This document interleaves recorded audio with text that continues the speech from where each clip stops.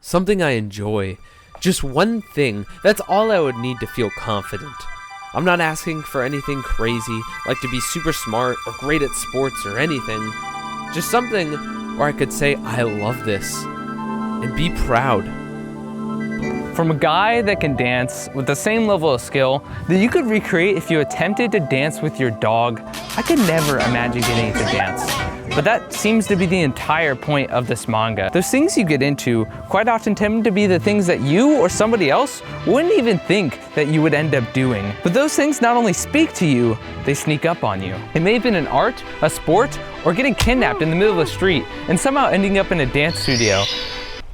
The details don't really matter. The point is, something grabbed your attention, something left that impression, and it may happen slowly or quickly, but over time the engraving it left grows, and before you know it, you keep finding yourself overly curious about this new obscure thing, slowly being immersed into it and making this once foreign activity yours. And although you may start off looking like you're dancing with a dog, you slowly improve with each step, constantly showing up. And before you know it, it's morning.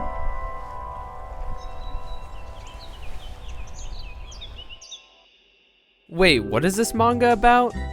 Oh, dance sport.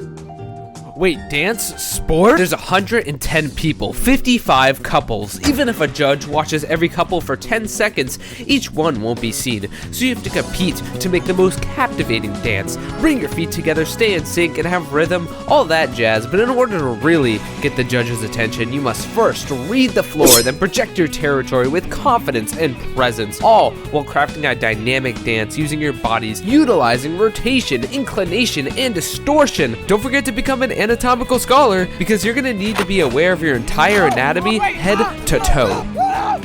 Especially to keep up those movements that no normal person can do. Stay focused because you don't want to.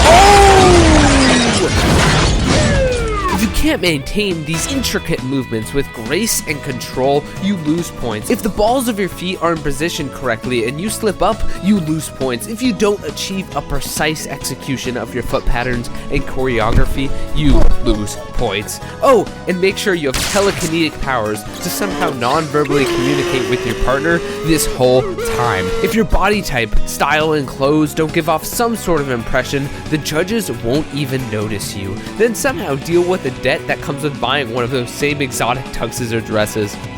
Why do I have a yen? All of this to show off a beautifully crafted and executed dance, hoping somehow that it leaves some sort of impression on the people that see it, then collapse after 3 hours of this.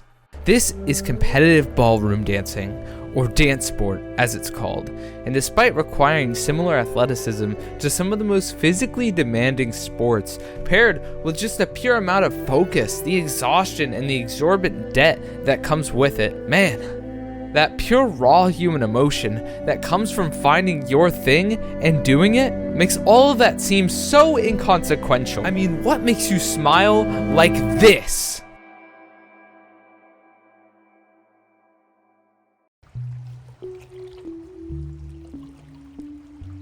Just one thing. If I were super good at one thing.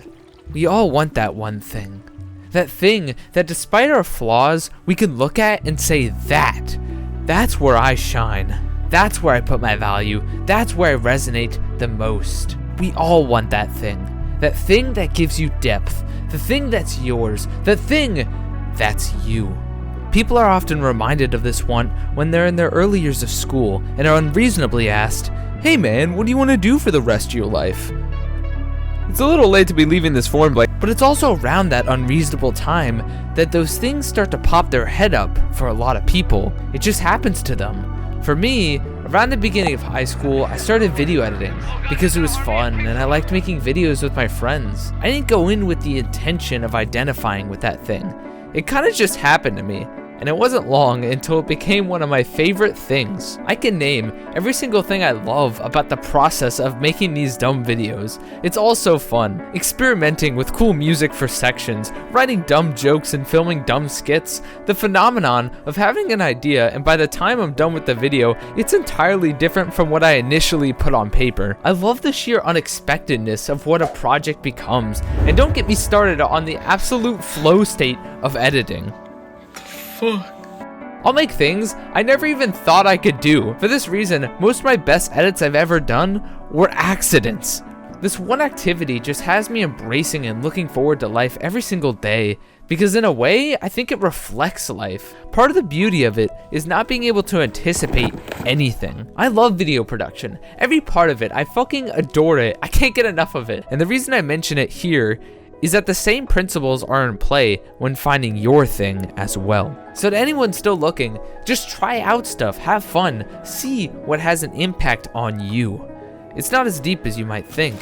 For Fujita, it happened super unexpectedly with a VHS someone gave him. He popped that sucker in and just started to watch and watch and watch more, and eventually he showed back up at that dance studio, and what a great decision that was. I doubt Fujita expected to be ensnared by something like dance, but it simply happened to him, literally. Everything surrounding this manga encaptures this same idea.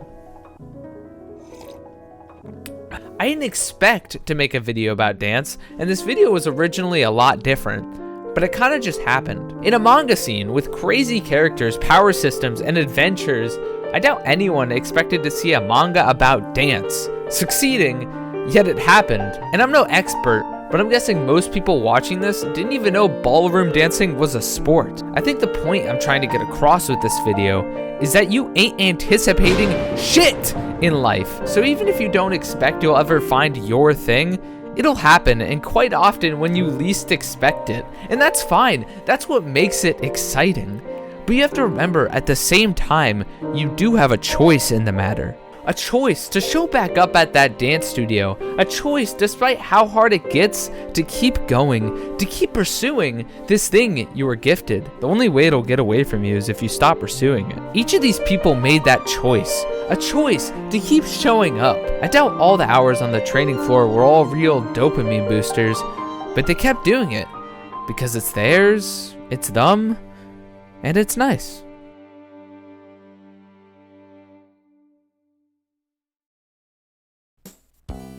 Hey guys, it's Post Fizzy here. Thank you guys for watching. It's always just a joy making these, and since I make these for people, the only ones that really make that possible is anyone watching. So again, thank you. And if you're feeling led to, you should subscribe. I do these every month. Well, what are you waiting for? Go find your thing. And if you already have your thing, go do it. I think that's all there is to it. Subscribe.